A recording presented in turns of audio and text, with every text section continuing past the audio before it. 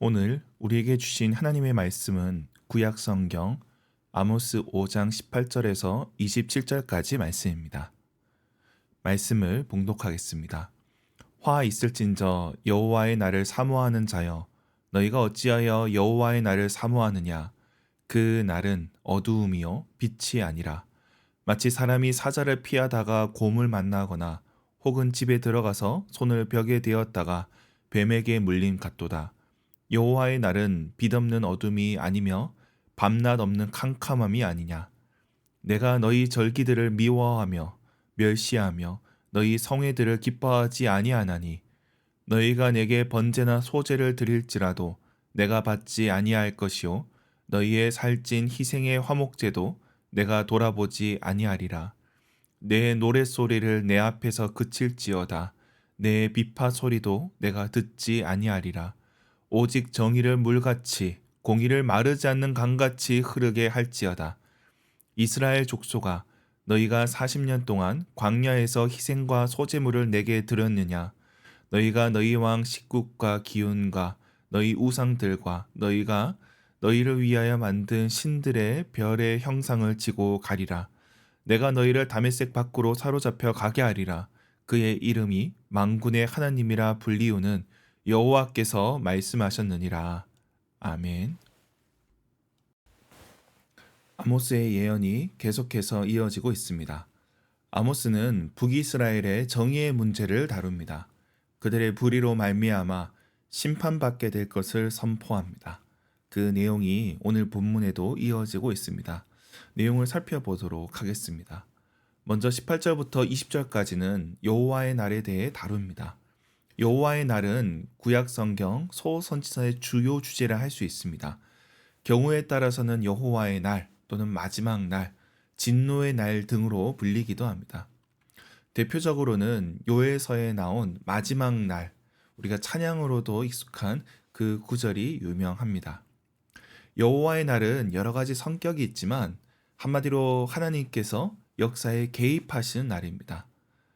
악한 구체제가 끝나게 되고 새로운 체제로 넘어가는 때입니다. 정치 사회적 격변과 자연현상이 수반될 것을 예언합니다. 그래서 하나님께서 개입하시기에 여호와의 날이라고도 하고, 구 시대가 끝나기 때문에 마지막 날이라 부르기도 하고, 그리고 하나님께서 심판하시는 날이기에 진노의 날이기도 합니다. 그런데 그 당시 사람들은 여호와의 날을 구원의 날로만 여겼습니다. 우리는 구원받고 이방인은 심판하는 날로 여긴 겁니다. 자신들이 지은 죄는 생각지 않고 무조건적인 구원에 대해서 아모스는 그날은 빛이 아니라 어둠이라 선포합니다. 여호와의 날이 심판이 임할 것인데, 이것이 이방을 향한 심판이 아니라 죄인을 향한 심판이고 곧 우리 자신을 향한 심판임을 선포한 것입니다. 그리고 21절부터 24절까지 그들의 죄악에 대해서 다루고 있습니다. 우리는 흔히 종교적인 죄악을 생각을 합니다. 재물이 볼품없거나 헌금의 액수가 적거나 이런 것들을 생각하는데 그런 게 아닙니다.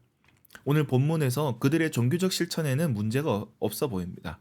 21절에 절기도 지키고 성회로도 모이고 번제나 소제도 드리고 화목제도 드립니다. 찬양을 하는데 그냥 하는 것이 아니라 악기를 동원해서 아름답게 노래합니다. 그런데 하나님께서 이를 거부하신다는 겁니다. 성경에 보면 예배의 정성이 부족해서 또는 재물에 흠이 있어서 거절하는 경우는 거의 없습니다. 말라기서나 되어야 그 문제를 직접적으로 다루지, 그 외에는 예배의 정성이 부족해서 꾸짖는 경우는 거의 없습니다. 그러니 소위 예배에 목숨을 건다는 구호는 성경의 메시지와는 상관없는 겁니다. 이런 구호는 예배로 먹고 사는 사람들의 레토릭이라고 볼 수 있습니다. 직업 종교인의 표현에 불과한 겁니다. 사실 성경은 먼저 하나님의 뜻대로 정의와 공의에 대해서 강조하지, 이와 상관없는 예배에 대한 강조를 하지 않는다는 겁니다. 예수님께서도 마찬가지입니다. 제단에 제물을 바치기 전에 형제와 먼저 사과하라고 말씀하십니다. 이것은 예배의 문제에 앞서 관계의 정의가 더 중요하다고 말씀하시는 겁니다. 하나님께서는 북이스라엘의 종교적 열심을 거부하면서 하시는 말씀이 24절 말씀입니다. 아모스서의 가장 유명한 구절입니다. 오직 정의를 물같이 공의를 마르지 않는 강같이 라는 이 구절은 아모스 전체를 대별하는 구절입니다. 이를 다루지 않고서는 선지서를 이해할 길이 없습니다. 그리고 25절부터 27절까지 그들이 우상숭배와 더불어 포로로 잡혀갈 것을 말씀합니다. 이스라엘이 하나님을 열심히 섬기는 척 했지만 실상 그렇지 않다는 겁니다. 그들이 섬겨온 우상들과 함께 끌려갈 것을 경고합니다. 우리가 하나님을 섬기면서 욕망과 탐욕을 정당화하기는 어렵습니다. 그러다 보니 우상을 끌고 오는 겁니다. 여기서 싯굿은 바벨론의 신으로 보이고 기후는 아시리아 신으로 해석을 합니다. 저 멀리 이방의 신, 그것도 그리 유명하지 않는 신까지 끌고 오는 겁니다. 이것을 지적하고 있습니다. 아모스 당시 왕인 여로보암 2세가 죽은 후에 40년도 되지 않아 북이스라엘이 망하게 됩니다. 당대 강대국이 망하는데 한 세대밖에 걸리지 않는 겁니다. 그들은 포로로 끌려가므로 여호와께서 참 하나님이심을 알게 될 것입니다. 그렇다면 오늘 본문의 말씀이 우리에게 어떤 의미인지 살펴보도록 하겠습니다. 크게 두 가지를 생각할 수 있습니다. 첫 번째는 하나님의 말씀은 언제나 변혁적이라는 것입니다. 하나님은 이 땅의 불의한 체제에 대해서 뒤집어 버리십니다. 18절에서 20절에 나오는 여호와의 날이 그렇습니다. 하나님께서 개입하시는 날, 심판하시고 신원하시고 복수하시고 구원하시는 날, 그 날이 임한다는 겁니다. 그 날이 있기 때문에 우리는 깨어 있어야 합니다. 미리 준비해야 한다는 것입니다. 불의한 시대를 살더라도 낙심하지 말아야 한다는 것입니다. 하나님께서 역사의 주관자이심을 믿고 기도해야 됩니다. 그러나 동시에 이는 우리 또한 심판의 대상이 될 수 있음을 기억해야 합니다. 우리가 이 시대 가운데 깨어 있지 않다면 새 시대의 일꾼이 아니라 구 시대의 부역자가 될 수 있다는 겁니다. 그러므로 우리는 역사의 주관자이신 하나님을 바라보고 그 나라를 소망해야 합니다. 두 번째로 하나님께서는 정의와 공의의 하나님이 되신다는 겁니다.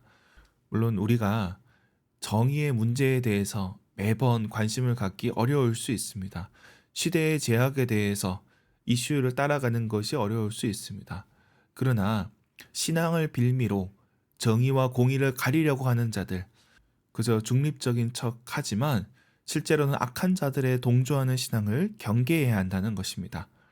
우리 신앙에서 정의의 문제에 무관심하게 된다면 어쩌면 우리는 불의에 부역하는 결과로 이어질 수 있다는 것입니다. 말씀을 맺겠습니다. 오늘 아모스 선지자는 정의를 물같이 공의를 강같이 흐르기 전에 우리의 예배가 온전하지 않다는 점을 지적하고 있습니다. 주님을 위해 드린다는 온갖 종교 의식 그리고 우리의 헌신이 자칫 주님의 뜻을 가리는 속임수가 될 수 있음을 경고하고 있습니다. 그런 가운데 이 시대 가운데 주님의 뜻이 온전히 드러날 수 있도록 정의와 공의의 하나님께서 역사하여 주실 것을 우리가 함께 구해야 할 것입니다. 그리고 그 하나님의 나라를 소망하며 오늘 하루 주님의 뜻을 이루어가는 저와 여러분이 되길 주님의 이름으로 축원합니다. 기도하겠습니다. 하나님 아버지, 주께서 정의와 공의의 하나님이심을 고백하면서도 우리는 정작 불이익에 분노하며 살았습니다. 고깃국의 비계 덩어리는 분노하면서도 정작 이 시대의 죄악에 대해서 불의에 대해서는 모른 척하는 저희들입니다. 그러나 주님, 아모스의 외침을 기억하게 하여 주옵소서. 우리 주님께서 정의와 공의의 하나님이심임을 다시금 깨닫게 하여 주옵소서. 우리가 드리는 예배와 이 모든 것이 가증스러운 것이 되지 않게 하여 주옵소서. 이 나라와 민족을 기억하여 주옵소서. 수많은 군인이 움직였지만 그러나 한 사람도 죽지 않고 상황이 종료된 것을 참으로 감사합니다. 그러나 주님, 여전히 두려움 가운데 잠 못 이루는 시민들이 있습니다. 나라가 혼란에 빠졌습니다. 경제도 큰 어려움에 처하게 되었습니다. 주님, 이 모든 일들 가운데 주님의 정의가 드러나게 하여 주옵소서. 우리 대학종교의 성도들의 삶을 놓고 기도합니다. 갓난 아기로부터 노년에 이르기까지 우리 주님의 도우심 가운데 오늘 하루 살아가게 하여 주시옵소서. 감사드리며 예수님의 이름으로 기도드립니다. 아멘.